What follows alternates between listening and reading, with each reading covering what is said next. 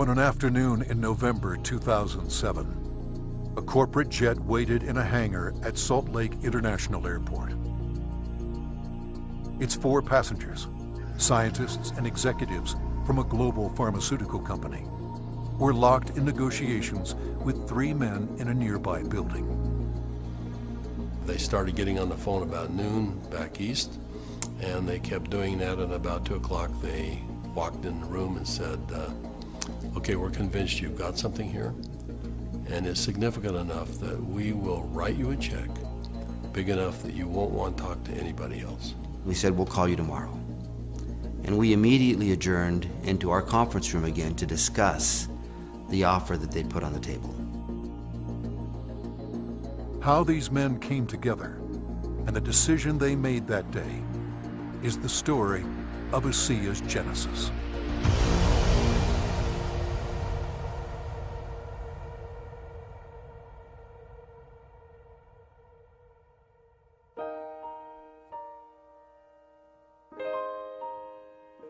A lot of people have fathers that teach them sports.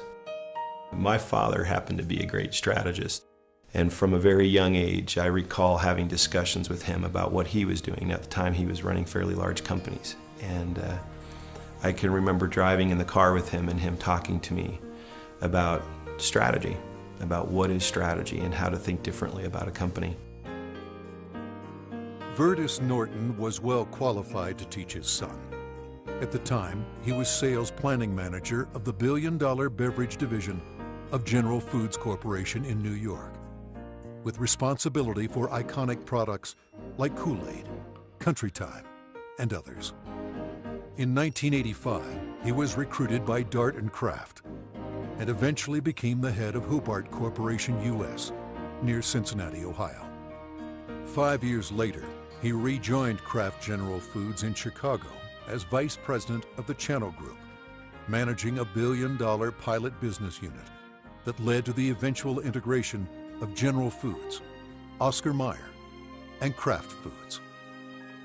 Based on his track record, Vertus was asked to help re-engineer the company to increase efficiency in relation to an industry-wide initiative called Efficient Consumer Response.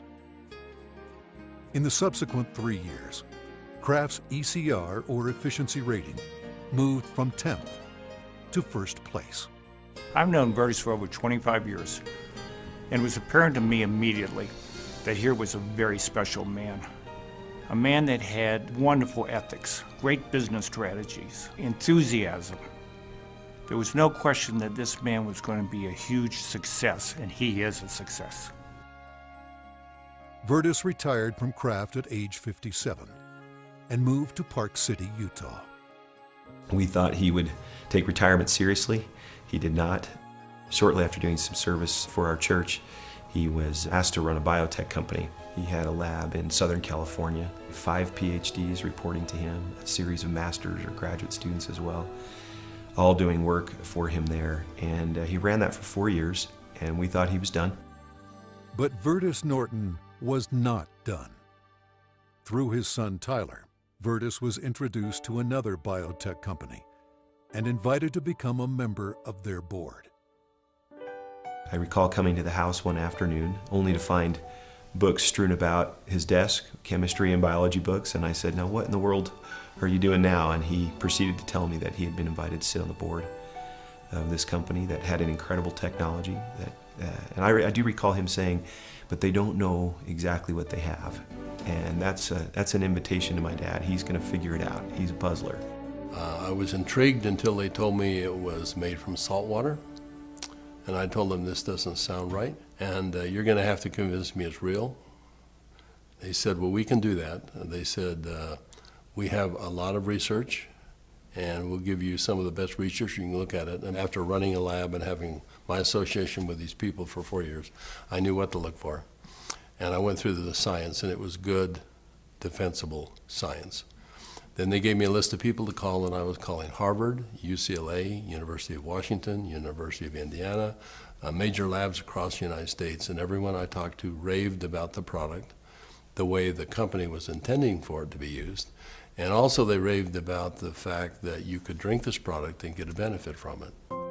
At the time, the product could only be produced in limited quantities through small devices. Highly unstable, it had to be used within minutes of production.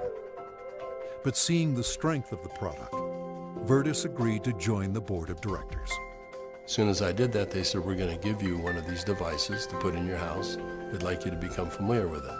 I started drinking the product that was made in this device, and my thinking cleared up. I had more energy. I felt better than I had for years, and now keep in mind I was in my 60s at that time. And I thought, holy cow, what is this? So I went to the first board meeting and found out that they were flat out of money. They were $1 million in debt. We said, let's see if we can help them find money. We tried for about 90 days, could not. Eventually the company folded, and they actually merged it with another company, an energy company. And when that happened, that company started selling off assets. Meanwhile, a family in New Hampshire was embarking on a major change. Jim Pack had been a highly successful consultant in the telecommunications industry. His son, Joe, had secured a position on the United States ski team. Wanting Joe to achieve his dreams, the family moved to Park City to allow Joe to train with the U.S. freestyle team for the 2002 Winter Olympics. So I'm living in a subdivision in Park City, Utah, and after a few years, another gentleman moves in a few houses up from me. This gentleman was named Virtus Norton. Now, Virtus and I became good friends, and actually we became good golfing buddies. I quickly came to realize that Virtus was something special in terms of his training, his business skills, his analytical ability, his integrity. Everything about Virtus was so much better than any executive, including governors or attorney generals, that I'd ever worked with.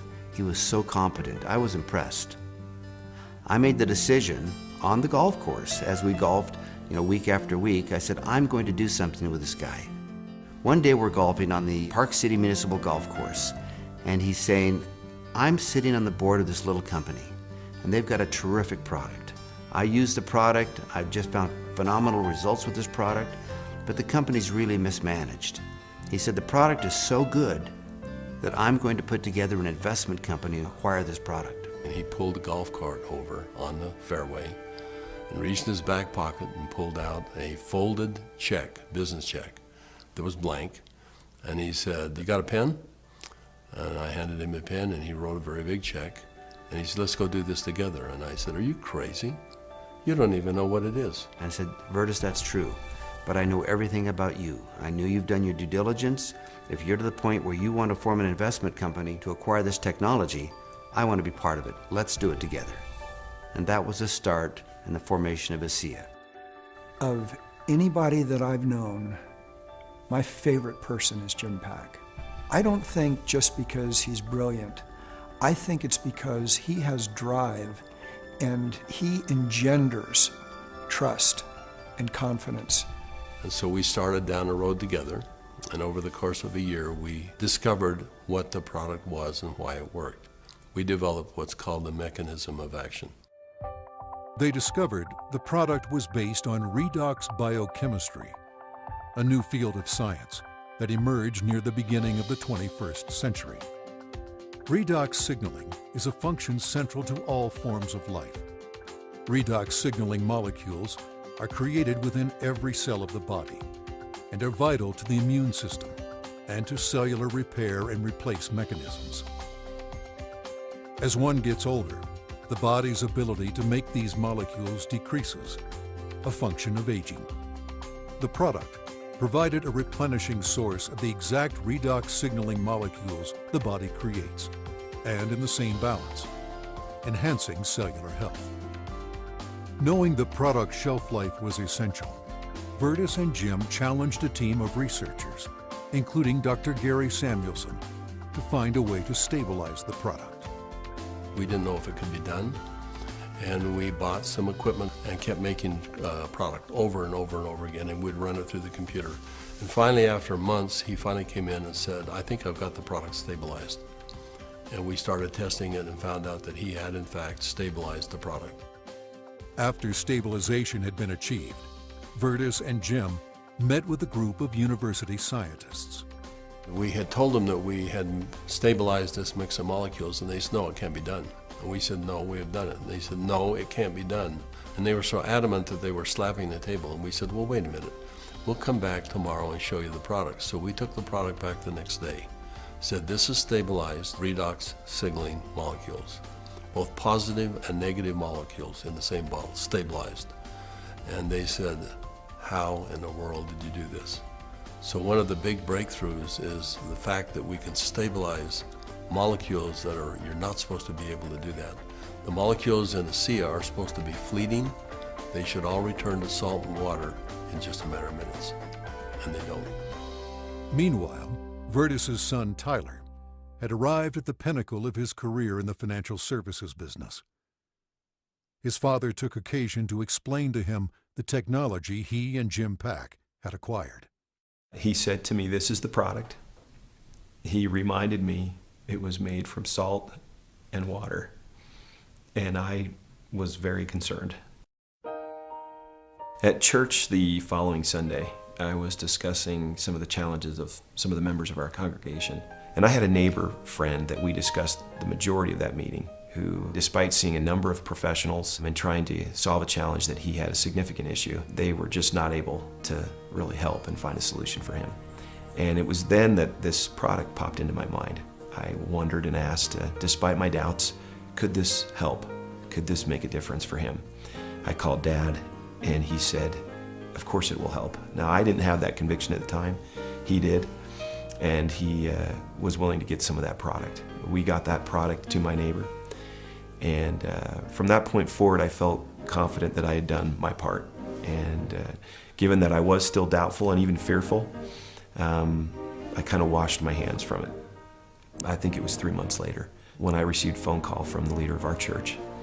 And he said, are you sitting down? And I said, don't start a call like that. What's wrong? And he said, this is good news. Are you sitting down? He proceeded then to tell me that he had just received some very good news, that my neighbor, whom we had given this product to months earlier, had received word that he was in fact improving and had improved a great deal. Of course, the question going through my mind was, well, did he drink this stuff? And that was what my church leader told me. He says, that's why I'm calling. He drank all of it, and he's confident that it's had a huge effect on his situation. I called my neighbor, and I needed for him to tell me what he had experienced. And he was quiet for a minute, as I recall, and said, do you have any idea what I think this has done for me and for my family? He began to tell me things that I've now heard multiple times over from people across all of North America, and how this product helped him and made a difference for his family. Frankly, this was a problem for me. This became a problem for me. It was my first indication that this could be real, this could be meaningful. By this point, Jim and my father had made a significant commitment to this product. They were moving forward. And I started to question kind of what I was doing, and feeling a need to get this product out to the world, watching the impact it was having. And I ultimately resigned in May of 2010 from a significant job, the job I'd spent the better part of 17 years getting to. And it was born of this sense and feeling that this product needed to be given to the world. I've known Tyler Norton for now over 20 years. He is a person who demonstrates integrity in all aspects of his business. He is able to motivate people to do things that are even beyond what they think they can do. You know, this came full circle for me about a few months ago. I happened to be out walking, and I looked ahead and saw a family coming towards me on the street. And as they got closer, I realized it was my neighbor that had been benefited by Asea.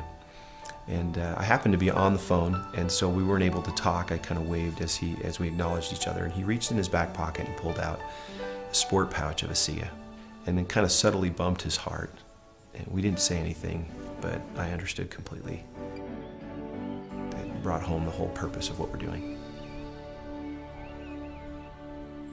Now that the product was stabilized, Vertus and Jim began studying distribution models, retail, direct sales, internet, and network marketing. But first, they had a question. We actually wondered if people would drink a product that didn't taste very good, even if there was a perceived health benefit. And we said, let's find out. So we decided to find 40 people and create kind of a focus group, and we started giving it to them. We did that for about 2 months, and we said, let's go out and find out where we are with these 40 people. So when we went out and contacted them, we found out that the 40 people had turned into 135, and the product had been shipped to 20 different countries without our knowing it. And we said, well, we've got the answer we wanted. People will, I think, buy this product. When they determine that there is a perceived health benefit, they'll buy it. But in the meantime, we had contacted a friend, someone that Jim Pack knew and we had played golf with. And he was running a very big pharmaceutical company in New Jersey, about $10, $11 billion. And he finally agreed to send a group of people out and spend some time with us and see what we had come up with. So 4 people flew out on a plane, and we met in the conference room we had on the west side of the city for the better part of a day. We spread out all of the research that we had out on a table. And these gentlemen asked all the right questions. They thoroughly went through all of the science that we had, and as they do that, they'd call back to their headquarters and ask questions. About 2 o'clock in the afternoon, they came to us, and they said, we think you've got something really special here. We're going to write you a check that is large enough that you don't want to talk to anyone else. But there's a catch. And I said, what's the catch? And they said, you've got to shut it down. And I said, shut what down? And they said, you've got 135 people on this product right now, shut it down. People have problems all the time and they deal with them as best they can. You're gonna have to walk away. And that kind of took us back a little bit. In fact, I said, that seems a little harsh to me. And they said, you wanna work with us, you walk away. We said, well, we'll let you know. So we ushered them out of the building and we huddled around the conference table. We came to realize that this had changed for us from a business play to something very important. This was a cause, this was a responsibility. We'd seen too many people helped by this product. We realized that the only option before us was network marketing. And in that conference room on that day, we made that decision to form a network marketing company. Asea LLC opened its doors for business in July 2009 with just a handful of independent associates. Today, there are tens of thousands, and their ranks are growing exponentially every month. In 2012, the company announced its entry into Europe, the first of many international steps to come. Every company has a vision, but for Virtus and I, our vision is just a little bit different given our age. This is not about making $1 million. This is about changing 1 million lives. One of my fondest memories is of a Meet Asea meeting that we held in Lexington, Kentucky. We had a huge group of people that came, very impressive group, and a lot of people coming up talking about what Asea had done for them personally. But at the end of the meeting, they invited me to come up and gave me a small treasure chest. It wasn't very big, but as you open up the treasure chest, it's filled with letters of gratitude and thanks. It meant a great deal to me.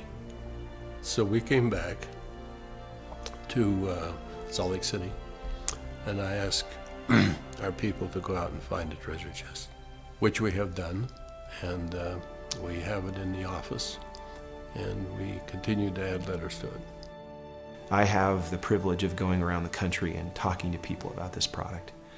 And it's not uncommon at the end of a meeting to have a group of people line up and want to tell me and really thank me, but more thank my dad and Jim for what they've done. And as they tell their stories and I get a chance to look into their eyes and sense their sincerity and the realness of what this has done for them, more than once I've had to step out of the room and find a corner in a hotel somewhere where I could compose myself and get myself in order after hearing how sincere and thankful they are for this product. You know, we started off looking at this as a business opportunity, and as we progressed, it became more of a sense of purpose, but it's much more than that. We're creating a culture here. We're creating a family. I believe that the heart and soul of this company is represented in our associates.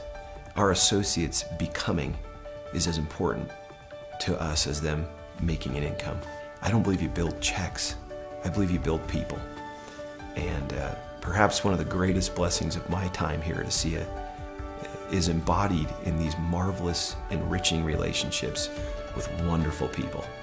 People that are desirous to improve their lives, share something meaningful with others, make a difference in the world, and become more.